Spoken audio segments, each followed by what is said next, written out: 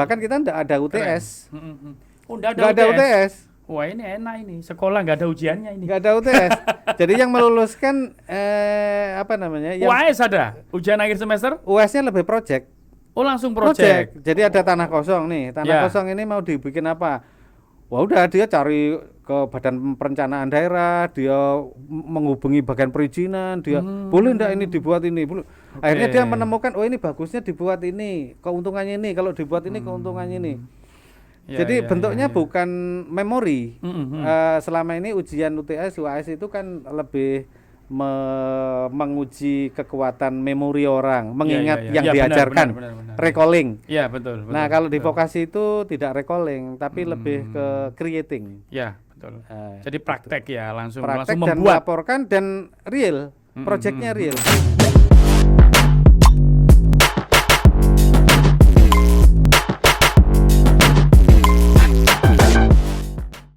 Saya kedatangan tamu istimewa pada hari ini di Poker podcastnya Radar Kediri, yaitu Bapak Profesor Dr. Tulus Winarsono.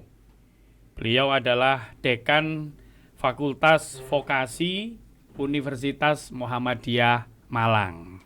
Nah, ini barangkali di antara pemirsa Jawa Pos Radar Kediri TV ada yang masih kurang paham atau kurang familiar dengan istilah vokasi.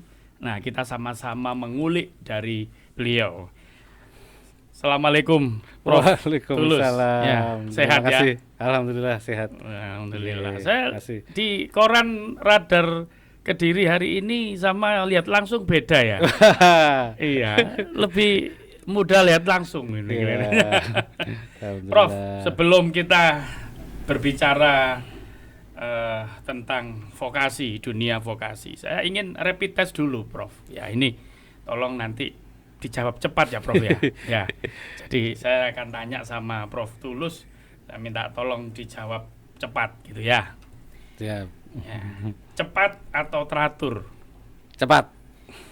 Cantik atau anggun? Anggun. Real Madrid atau Barcelona? Barcelona. Syahrir atau Hatta? Hatta. Dimarahi istri atau dimarahi pimpinan? Dimarahi pimpinan. Wah. Baik, Prof. Wah, cepat sekali.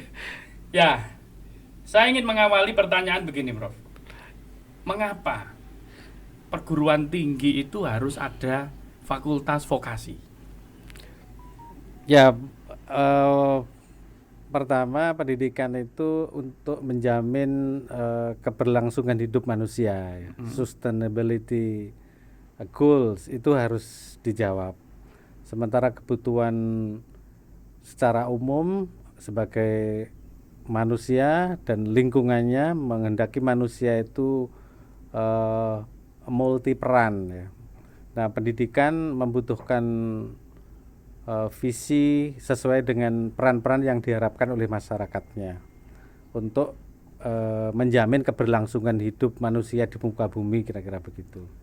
Jadi yang pertama, karena peran itu begitu banyak, maka harus disupport oleh banyak model-model pendidikan.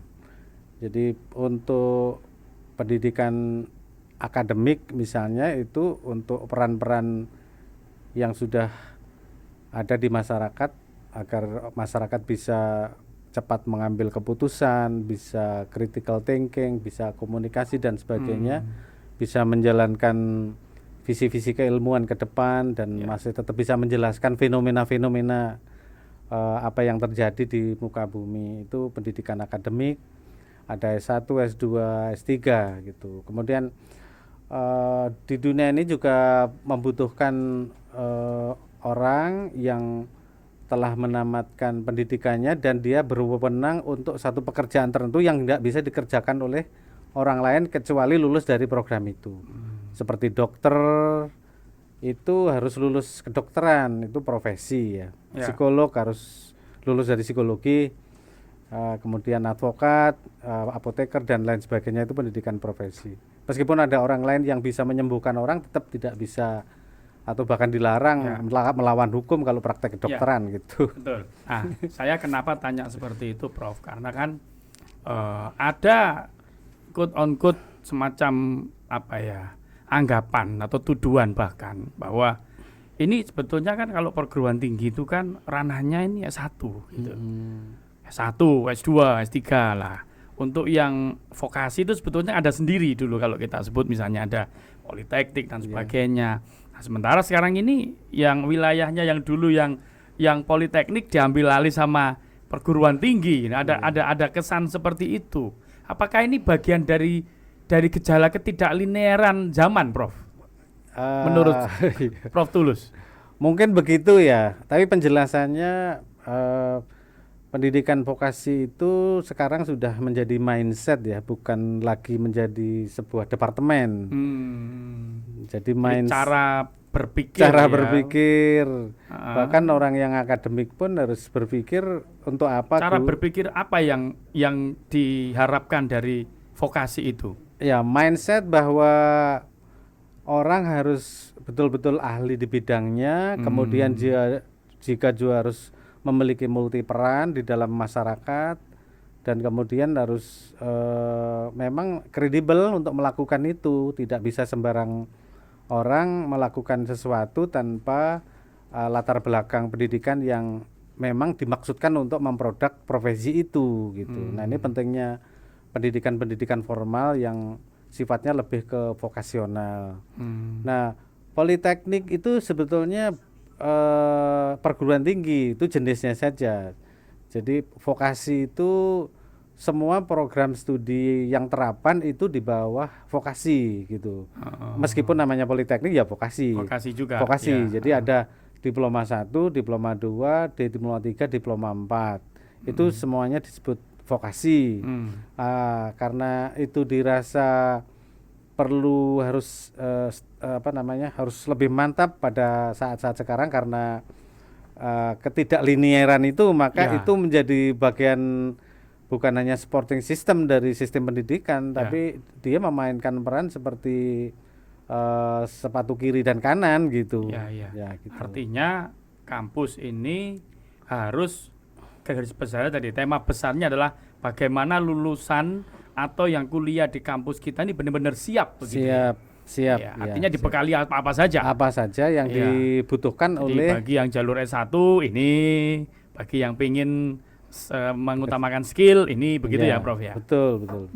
Ya. Gitu. Nah, khusus untuk vokasi UMM, itu sudah berapa tahun, Prof? Sebetulnya vokasi ya kita sudah cukup lama ya. Tahun 80 sekian sudah ada. 80? Iya, sudah ada. Program diploma itu sudah ada. Cuma cara berpikir diploma apa waktu diploma itu? Ada diploma 3 elektronika. Kemudian ada diploma 3 keperawatan. Diploma 3 keuangan dan perbankan. Cuma waktu itu sama dengan Pak Gum tadi itu berpikirnya masih yang linier. Ikut fakultas. Ikut fakultas. Jadi mereka diajari yang sebetulnya itu menunya yang akademik.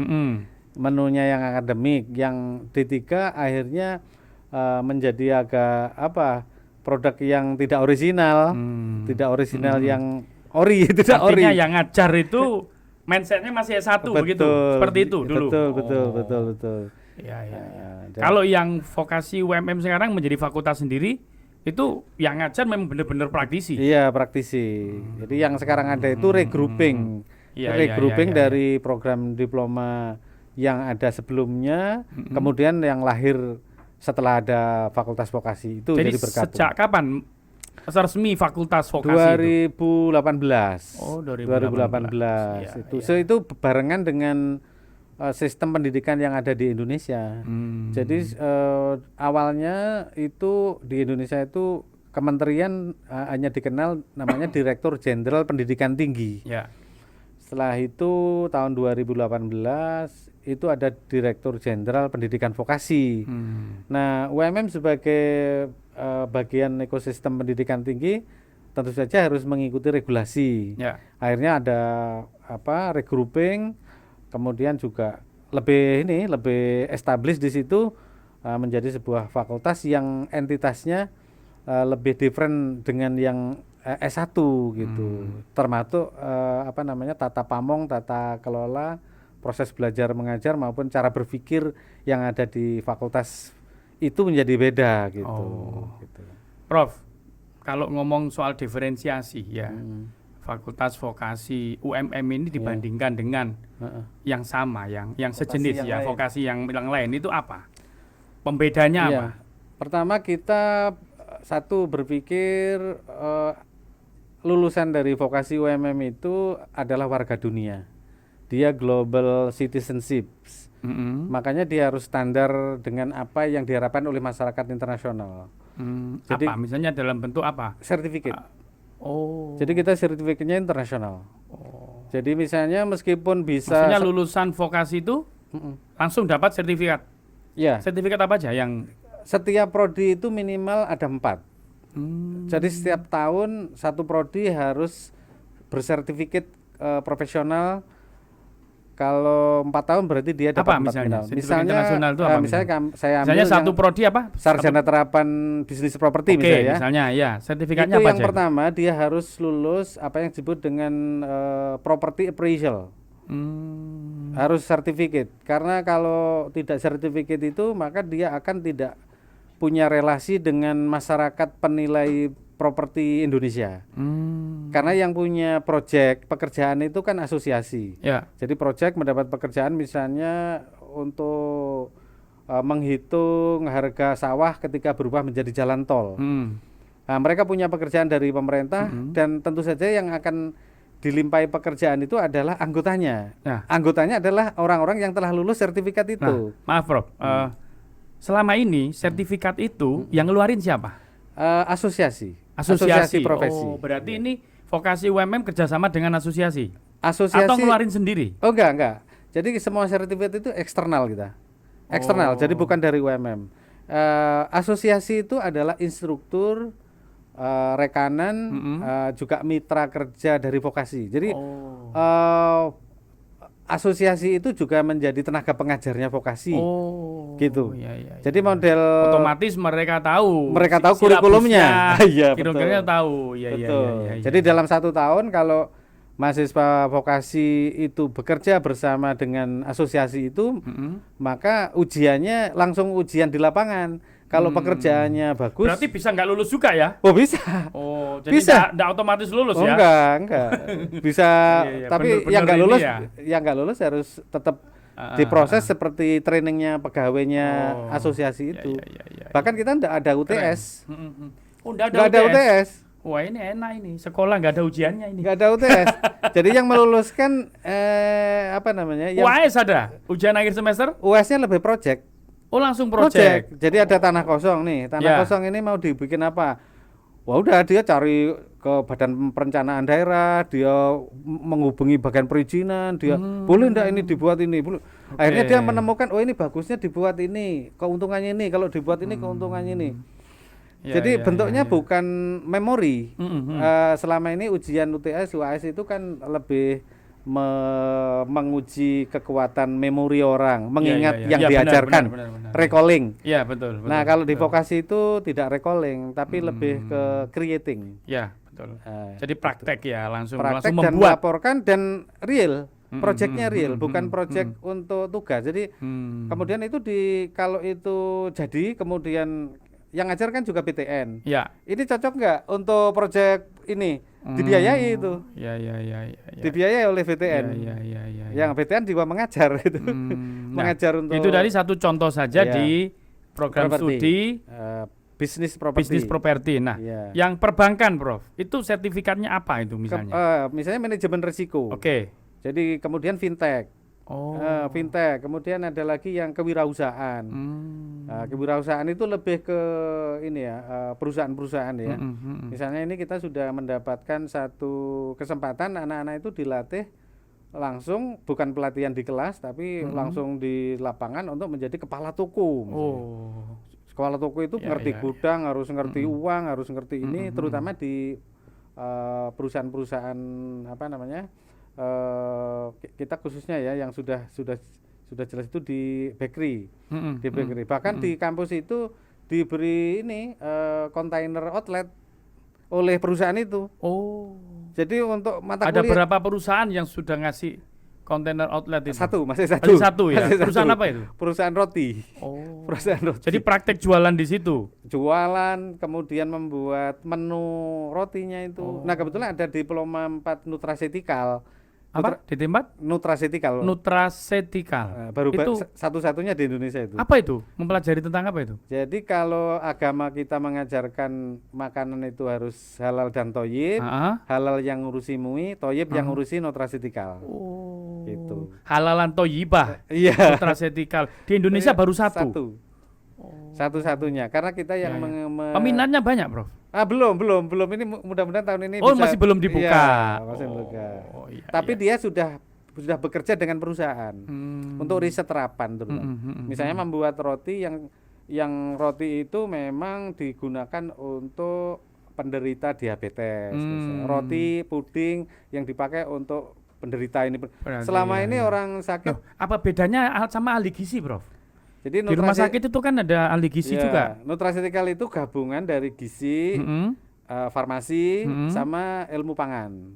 Gizi, farmasi, ilmu pangan. Kalau itu jadilah prodi itu. Ilmu pangan itu apa ya yang dipelajari? Ilmu pangan itu mengolah makanan, mengolah. Ya teknik-teknik mengolah. Karena tadi untuk memenuhi 2 dimensi tadi ya, halal dan toyibah. Toyib. Tadi ya. Terutama kita toyibnya ya. Toyibnya, betul. Jadi kalau selama ini orang sakit itu karena apa namanya? Dia lebih obat itu sebagai makanan, nanti kita ubah makanan sebagai obat. Oke. Nah, ada berapa program studi, Prof? Ada 6. Oh, 6. 1 keperawatan, 2 keuangan, kemudian 3 teknik elektro, 4 bisnis properti, agribisnis unggas, sama nutraceutical. Nah, untuk menentukan program studi itu gimana dulu caranya? Apakah riset pasar atau apa? Metodenya untuk sehingga ketemu 6 itu yang dipilih misalnya itu. Kalau yang 3 itu given dari karena sebelumnya ada sudah. Oh sudah iya. ada. Penggabungan yang sudah ada. Yang apa yang 3 itu yang given itu apa? Teknik elektro, kemudian keperawatan dan keuangan. Oke, yang 3 lainnya? 3 lainnya itu memang kita adakan riset. Gimana cara risetnya? 1 melalui studi literatur ya. Jadi ada laporan ekonomi World itu, kemudian literatur berarti global ya? Global. Global kita pelajari pekerjaan yang hilang mana, pekerjaan yang tumbuh mana, terus kecenderungan pekerjaan itu yang mana itu kita pelajari. Kemudian, berapa lama studi literaturnya? Cukup lama. Jadi 1 prodi itu bisa 3 tahun. Wih. 1 prodi bisa 3 tahun. Tim yang belajar itu. Iya, tim tim. Kemudian juga. Jadi nggak asal bikin ya. Juga benchmark ke perguruan tinggi lain yang sudah ada itu. Artinya harus itu tadi distingsinya harus ada. Harus ada. Distingsinya harus ada. Kalau di prosentase, Prof, kalau kita ngomong distingsi vokasinya UMM dibandingkan dengan yang ada. Itu kira-kira berapa persen? Prof Tulus bisa berapa nyebutnya? Berapa persen? Bisa 60 lah. 60% ya. 60%. Iya. Yang menarik tadi sertifikasi tadi ya. Baik, Prof. Saya ingin ngomong soal lain, Prof. Prof Tulus ini pasti kan pendidik ya. Ya. Cukup lama ya. Berapa tahun, Prof? 38 menjadi tenaga tahun. pengajar 38 tahun. Nah, ini kan di dunia sekarang ini kan hidup 5 generasi, Prof. 5 generasi baby boomer, ya, kemudian generasi X, ya, saya termasuk generasi X, kemudian generasi Y, kemudian generasi Z, yang terakhir generasi Alpha. Kabarnya ini mau ada generasi lagi ini, baru ini lagi. Nah, Prof Tulus sebagai pengajar itu kira-kira yang berbeda dalam kehidupan dan perilaku mahasiswa itu apa yang kira-kira yang menarik menurut Prof Tulus, baik itu dalam perspektif plus maupun minus? Ya, terutama dari sisi lingkungan eksternal beda. Maksudnya eksternal? Ketika pengaruh dari luar. Ya. Jadi konteks tentang kontekstualnya itu. Ketika orang ada di dunia ini kan ada lingkungannya, ada generasi yang pernah hidup pada zaman telepon yang masih kering ya, ada orang yang masih waktu itu hidup pada mesin ketik yang apa itu pakai jari Ya itu. bunyi ya, Oh, ya tak tak tak tak cocok gitu. gitu ya. Kenceng itu sehingga Iya, ketika sekarang harus dikasih laptop kan juga kenceng juga. Ya, Wah, ya, ya. merusak laptopnya itu. Ah. Nah, tapi ada juga anak-anak yang memang lahir itu sudah nggak mengenal itu semua. Ya, betul. Generasi alfa. Sudah Generasi Z. semuanya nggak ada apa itu, nggak ada keypad yang Ya, jedek-jedek ya, itu. betul. Sehingga berbedanya itu dalam yang konkret ya. Ketika anak-anak bukan main, ketika beraktivitas menggunakan gadget, ketika HP, begitu halusnya motoriknya itu, begitu halus sekali. Ya, Tapi ya, betul, generasi betul. yang mengalami itu ya tetap Jadi tetap kalau beda generasi kita sama generasi Z itu begini. Kalau kita tuh kan masih orang lama itu kan masih gini kalau gitu ya. Iya. Nah, kalau generasi itu sudah begini. Gitu. Gremet gitu sana. Betul, lebih halus. Jadi makanya kenapa lebih cepat Iya. mendidik anak-anak yang sekarang, yang generasi alfa, Jadi menurut Prof Tulus lebih cepat mendidik anak-anak sekarang? Lebih cepat. Oh. Lebih cepat. Karena Iya, banyak hal ya, terutama berarti mereka lebih cepat nangkap ya? lebih cepat nangkap dan tidak perlu lama-lama karena memorinya anak sekarang lebih bagus. Oh ya. Lebih bagus. Memori tempat menyimpannya lebih bagus. Oleh karena itu anak-anak sekarang diberi. Karena apa ya Prof ya? Faktor apa? Makanan? Gizinya yang sudah ini? Pengaruh ini ya, stimulasi ya. Stimulasinya banyak. Jadi anak-anak belajar sendiri sepatu roda di mall. Kemudian itu mulai ngajari keseimbangan sehingga dia memang kecerdasannya jadi terstimulasi. Kemudian juga punya kawan-kawan yang punya teknologi, mungkin teknologi permainan yang bermacam-macam dan bisa sharing kan, mereka berkelompok, bisa kerja tim, bahkan sejak kecil bisa tim main game yang berkolektif itu sudah banyak itu. Nah, kemudian di anak-anak yang generasi sekarang itu kalau diberitahu 2 kali 3 kali malah nggak mau, karena memorinya itu sudah menyimpan sesuatu yang disampaikan berkali-kali itu, makanya bisa berontak, bisa menolak. Kalau zaman dulu kan mengingatkan itu kan berkali-kali. Betul. Nah, itu namanya apa itu, skema ya. Anak-anak itu punya skema di sini. Jadi mereka cepat menangkap pola ya. Cepat menangkap pola dan lebih utuh. Nangkapnya lebih utuh. Kadang-kadang kalau diberitahu diem, tapi sebetulnya dia sedang bergelia. Sedang. Nah, sebagai pengajar ini sudah pastikan Prof Tulus melakukan banyak penyesuaian. Nah, apa kesulitannya ketika Prof Tulus harus melakukan penyesuaian terhadap generasi yang berbeda-beda? Saya malah yang harus menyesuaikan ya anunya. Iya. Apa kira-kira yang nggak ada sih sebetulnya, asal gini ya, orang itu kan ada bawaan sejak lahir namanya open minded ya. Jadi guru-guru yang nggak open minded itu memang mengalami kesulitan. Jadi tidak dalam kalau guru yang tidak open minded itu perilakunya misalnya apa, Pak? Ya agak sulit mengikuti anak-anak gitu. Misalnya anak-anak kan maunya nggak tertib amat duduknya, semaunya kakinya jigang, terus pakaiannya ya sesuai dengan mereka. Kalau guru-guru yang nggak open minded itu kan maunya ya zaman dia kecil itu. Harus tertib, harus ini ya. Harus anteng gitu. Anteng, ya. Nah, sekarang itu ya nggak apa-apa sih anak sambil makan itu nggak apa-apa, kan zaman dulu nggak boleh. Nah, anak-anak sekarang itu mungkin makan itu bukan seperti makan kita yang 3 kali kan. Modelnya sudah berubah.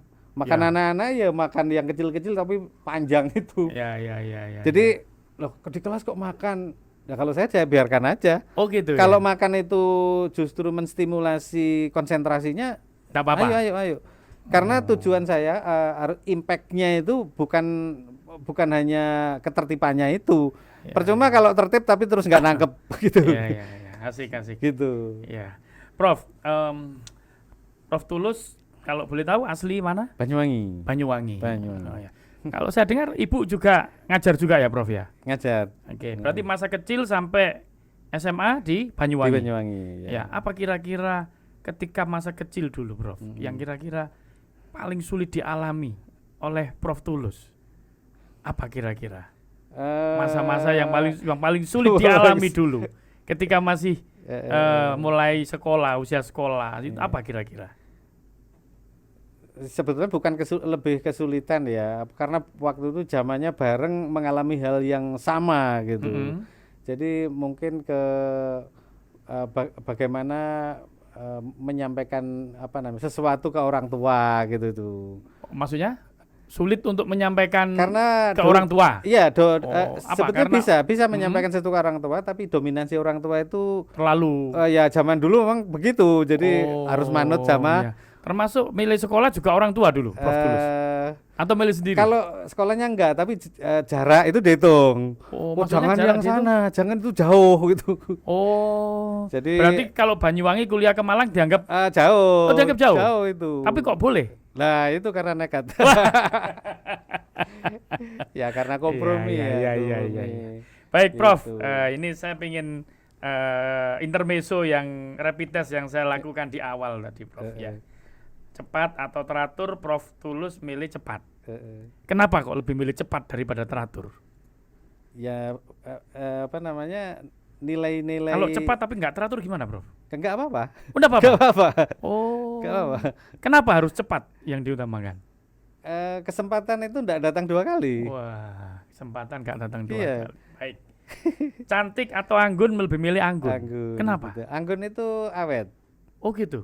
Kalau cantik cepet hilang. Berarti dulu milih istri juga milih anggunnya ya? Enggak, karena jodoh itu. Yang ketiga, Real Madrid atau Barcelona? Ya Barcelona yang dipilih tadi ya. Kenapa Barcelona, Bro? Barcelona lebih halus ya anunya ya, manajemennya halus gitu. Kemudian konfliknya sedikit ya. Pindah-pindahnya itu sedikit gitu seperti kelihatan lebih stable. Tapi kalau saya punya perspektif lain, Bro. Kalau Prof Tulus milih Barcelona. Jadi saya kebetulan pernah ke dua markas itu, Real Madrid sama Barcelona. Saya banyak dapat cerita tentang background dua kesebelasan itu. Sama-sama di Spanyol ya. Real Madrid itu kan didukung oleh kerajaan. Real Madrid. Barcelona itu kan di wilayah yang dulu ingin melepaskan diri dari Spanyol. Jadi ada protesnya, pokoknya dia nggak mau kalah sama Real Madrid gara-gara itu tadi. Karena itulah kalau saya persepsi saya, wah ini kalau milih Barcelona ini bisa dianalogkan, wah ini nggak seneng dengan zona nyaman ya. Betul ya, Bro ya. Terus yang itu Syahrir atau Hatta, milih Hatta. Kenapa? Hatta lebih bisa. Harusnya kalau milih Barcelona milih Syahrir harusnya. Mungkin mirip-mirip ya, itu mirip-mirip. Hatta kan lebih kalem gitu. Kenapa pemikirannya yang radikal tuh? Apa misalnya pemikiran Hatta yang radikal? Sewaktu itu sudah berpikiran tentang negara yang makmur kan. Iya betul. Di balik kekalemannya kan Bung Hatta, ketika nggak cocok sama Bung Karno bisa lebih memilih mundur. Luar biasa. Terakhir, dimarahi istri, dimarahi pimpinan, lebih milih dimarahi pimpinan. Berarti lebih takut dimarahi pimpinan daripada dimarahi istri ya? Iya. Berarti sama istri ini ya berarti. Ya, karena istri saling mengerti kan. Baik, Prof Tulus, ini kita tidak terasa sudah ngomong hampir 1 jam ya, 30 menit lebih. Saya terima kasih sudah mau menjadi tamu di Poker edisi spesial ini, Radar Kediri. Mudah-mudahan dalam menjalankan tugas Prof Tulus selalu diberikan kemudahan, kelancaran. Dan mudah-mudahan vokasi UMM nanti di bawah kepemimpinan Prof Tulus semakin jaya dan semakin berkembang sesuai dengan yang diharapkan. Amin. Pemirsa, demikian bincang-bincang saya dengan Profesor Dr. Tulus Winarsuno. Sampai jumpa di edisi Poker Radar Kediri berikutnya. Amin. Terima kasih.